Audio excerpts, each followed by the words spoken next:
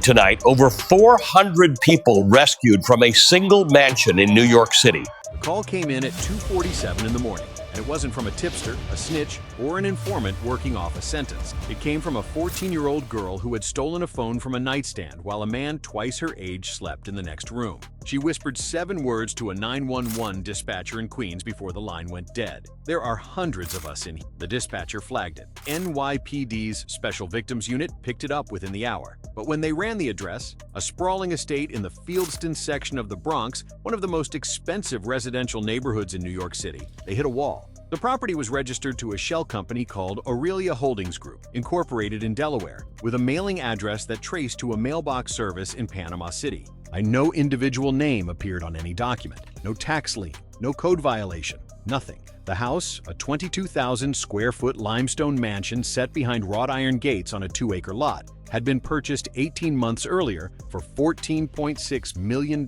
in cash. And yet nobody in the neighborhood could say with certainty who lived there. That phone call, those 7 whispered words, would eventually unravel a trafficking network spanning 11 states and 3 countries. It would lead to the largest single-location rescue operation in FBI history on American soil. And it would expose a man who had hidden in plain sight for nearly a decade, building an empire not on drugs alone, but on human beings. His name, at least the one he used most often, was Damos Kessler. Nobody in federal law enforcement had heard of Damos Kessler before that night. And that, investigators would later say, was exactly the point. He had designed his entire operation around invisibility. While cartel leaders in Mexico built narco mansions with gold-plated toilets, while CJNG commanders filmed executions for social media, Kessler operated like a ghost in a bespoke suit. He attended charity galas, he donated to hospital wing, he owned a minority stake in a regional airline, and sat on the advisory board of a fintech startup in Manhattan. He was, by every outward measure, a successful immigrant businessman from Eastern Europe who had made his fortune in logistics and real estate. The logistics part was true, just not the kind anyone attending those galas imagined. The FBI's New York field office took point within 48 hours of the 9/11 call, but they didn't move on the mansion immediately. And Special Agent Miranda Coates, who headed the Bureau's Human Trafficking Task Force in the region, made a decision that would prove critical. She wanted to understand the full architecture of the network before they kicked in a single door. If they raided the Fieldston property too early, they might rescue whoever was inside but lose the pipeline that fed victims into it. Coates had seen that happen before, in a 2021 case in Houston, where a premature raid saved 19 women but allowed the recruiters and transporters to scatter like roaches when the lights come on. She wasn't going to let that happen, so for 6 weeks, the FBI watched, and what they saw made their blood run cold. Surveillance teams documented a rotation of commercial vans, always white, always unmarked, but always arriving between midnight and 4 a.m., pulling through the mansion's rear service entrance. Thermal imaging from a Bureau aircraft flying patterns over the Bronx showed heat signatures inside the property that were, frankly, impossible for a residential dwelling. At peak occupancy, analysts counted over 300 individual signatures spread across the main house, a converted carriage house, and what appeared to be a subterranean structure that didn't appear on any building permit. DEA got involved on week 3, when a parallel investigation into fentanyl distribution in the Bronx and Westchester County turned up a familiar name. A mid-level dealer arrested in Yonkers was carrying a burner phone with a single saved contact labeled "The House." The number traced to a VoIP line routed through servers in Bucharest. But the metadata, the pattern of calls, the timing, the duration, matched communications the FBI had already been monitoring at the Fieldston property. The fentanyl wasn't incidental to Kessler's operation.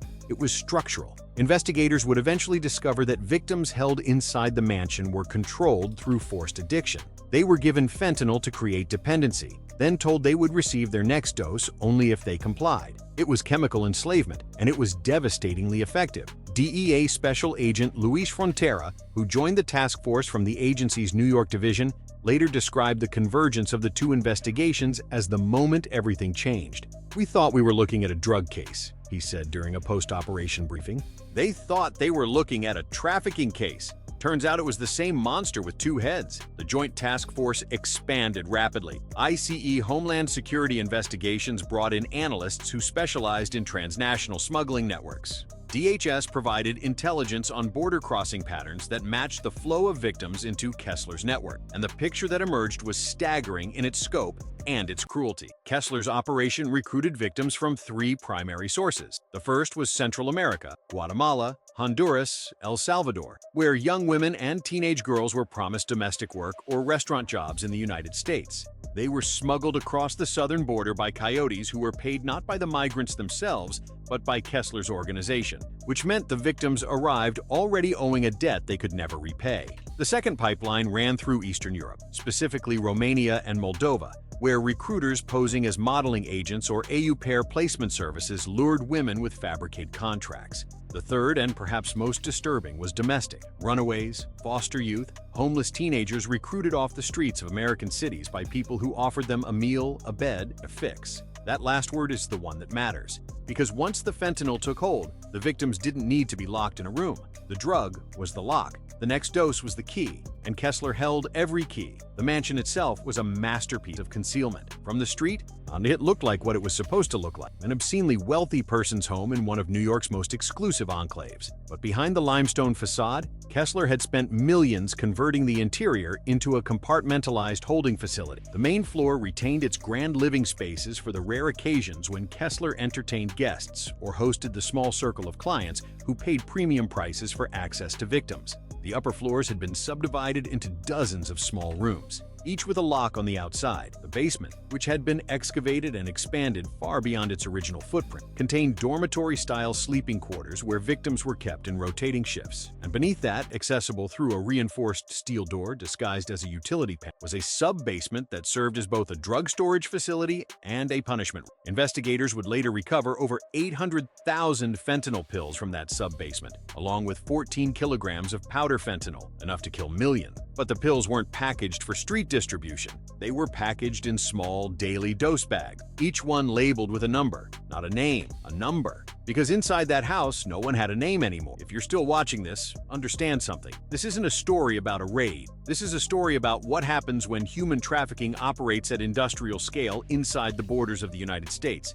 In a neighborhood where houses have wine cellars and children attend private school, the sheer audacity of it is part of what made Kessler so dangerous. But he bet that no one would look too closely at a mansion in the Bronx. And for 18 months, he was right. The operation to take the house, designated Operation Iron Veil by the task force, was planned over the course of 2 weeks with a level of precision usually reserved for counterterrorism actions. FBI SWAT teams from both the New York and Newark field offices were assigned primary breach responsibilities. DEA tactical units would handle the sub-basement. ICE agents would manage immediate victim identification and triage. NYPD provided an outer perimeter and traffic control for a 6-block radius. In total, more than 200 federal and local law enforcement personnel were staged across 4 staging areas in the pre-dawn hours of a Tuesday in late autumn. Agent Coates made the call at 4:15 a.m. Execute. The first breach team hit the front gate with an armored vehicle and were through the main entrance in under 90 seconds. What they found inside was not what any of them had prepared for, despite weeks of surveillance and planning. The scale was one thing. They knew the numbers, roughly. But knowing that 300 or 400 people are being held in a building is an abstraction.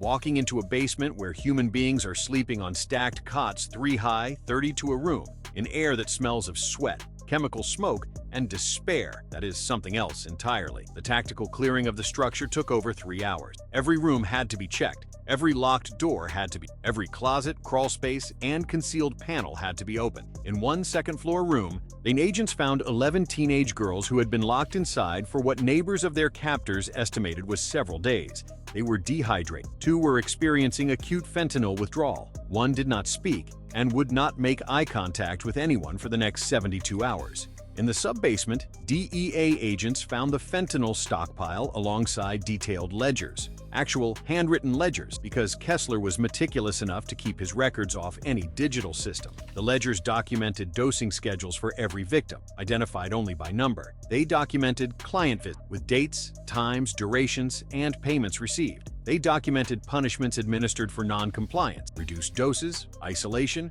withholding of food. The clinical detachment of the handwriting was, according to one agent, more disturbing than anything else in the building. It read like inventory management, she said, like he was running a warehouse. And in his mind, He was. When the final count came in, 412 individuals were rescued from the Fieldston mansion. Their ages ranged from 13 to 41. They held citizenship or national origin from 9 different countries. More than 300 tested positive for opioid. 87 required immediate hospitalization. 14 were in conditions so severe that they were airlifted to trauma centers. Demos Kessler was not in the house. He had left the property 6 hours before the raid, driving himself to a private aviation terminal at Westchester County Airport, where a chartered Gulfstream was fueled and filed for a flight plan to Reykjavik, in Iceland, a country with no extradition treaty with the United States. But Miranda Coates had anticipated this. She hadn't spent 6 weeks watching the mansion without also watching Kessler. A sealed federal warrant had been issued 72 hours prior, and Coates had coordinated with the Department of Justice's Office of International Affairs to ensure that the moment Kessler's aircraft entered any airspace where the U.S. had cooperative agreements, it could be interdicted. When the Gulfstream landed in Reykjavik for a scheduled refueling stop before continuing to an undisclosed final destination, Icelandic police, acting on a formal U.S. request and their own domestic authority regarding suspected trafficking, detained Kessler on the tarmac.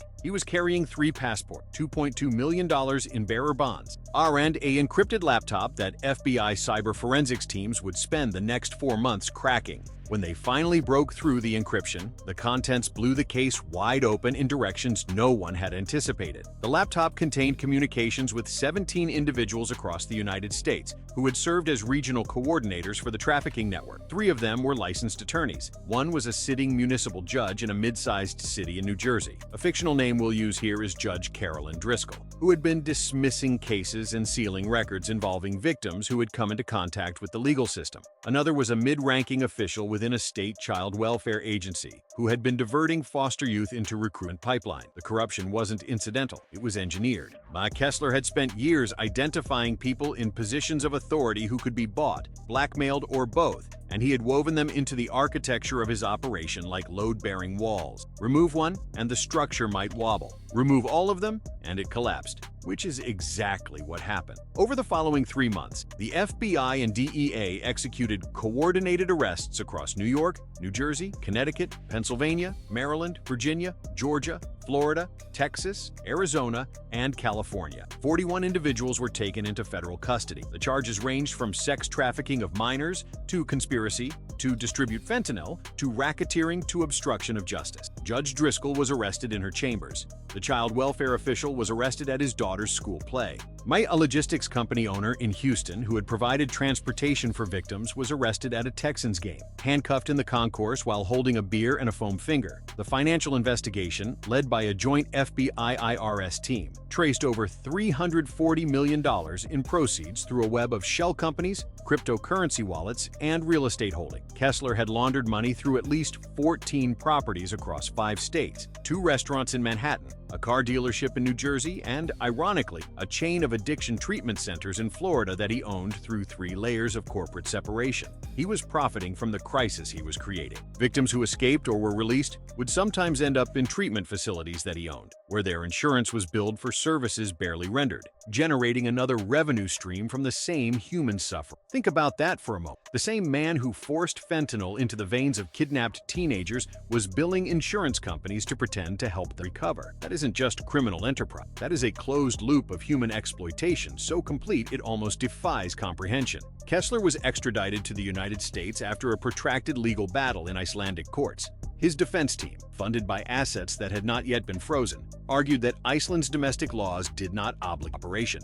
But the sheer weight of evidence, combined with diplomatic pressure and the public revulsion that accompanied media coverage of the rescue, tipped the scales. He arrived at JFK in federal custody on a gray February morning, shackled at the wrists and ankles, and was transported directly to the Metropolitan Detention Center in Brooklyn. His trial is expected to be one of the most significant federal trafficking prosecutions in a generation. But here's what stays with investigators long after the warrants are served and the press conferences end. It's not the scale of the operation, though the scale was staggering. It's not the money, though the money was obscene. It's the 412 people who were pulled out of that house, most of whom had been so thoroughly broken that they didn't know they were being rescued. Several resisted, some hid. One woman, who had been held for over a year, asked the FBI agent who carried her out if she was being transferred to a new location, because in her experience, that was the only reason anyone ever moved her. But the 14-year-old girl who made the phone call, the one who stole a phone and whispered 7 words to a stranger, was among those rescued. Her identity remains sealed. But Agent Coates, who doesn't usually speak to press, made an exception during a victims advocacy event months later. She said simply, "One child's courage saved 400 lives. I've been doing this work for 20 years, and I have never seen anything like it, and I hope I never do again." Operation Iron Veil didn't end trafficking in the United States. It didn't shut down every pipeline or expose every corrupt official, but it proved something that matters, something that people in power would prefer you not think about too carefully, that operations of this magnitude don't happen in failed states or distant war zones alone. They happen in American neighborhoods with manicured lawns and property tax bills. They happen because people with money and connections build systems designed to be invisible. And they continue to happen until someone, somewhere, makes a phone call in the dark and hopes that somebody is listening. If this story made you think differently about what trafficking looks like in this country, share it. Talk about it. Because the next house is already operating somewhere, and the people inside it don't have a stolen. This has been a fictional dramatization. All characters, names, and specific events depicted are entirely fictional. If you or someone you know may be a victim of human trafficking, contact the National Human Trafficking Hotline at 1-888-373-7888.